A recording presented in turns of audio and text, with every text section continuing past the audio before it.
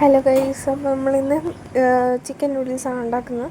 അതിനായി ആദ്യമായിട്ട് മാഗി എടുത്തു, അതിനെ വേവിക്കാൻ, മാഗി മാത്രം വേവിക്കാനിട്ടു.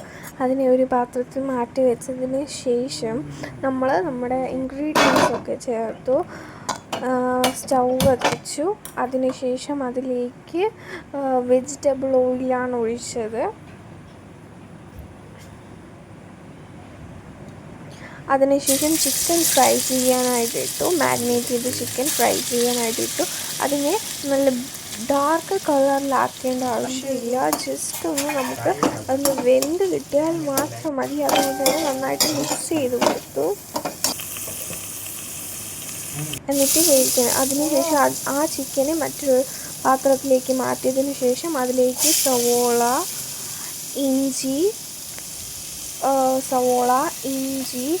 വെളുത്തുള്ളി, ക്യാരറ്റ്, പിന്നെ എനിക്ക് പച്ചമുളക് ഇല്ലാത്തതുകൊണ്ട് തന്നെ ഞാൻ ഉണ്ടമുളകാണ് എടുത്തത്.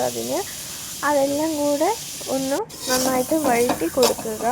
അതിനുശേഷം സോയാ സോസ് ഒഴിക്കുക. സോയാ സോസ് ഒഴിച്ച് നന്നായിട്ട് അതിനെ മിക്സ് ചെയ്യുക.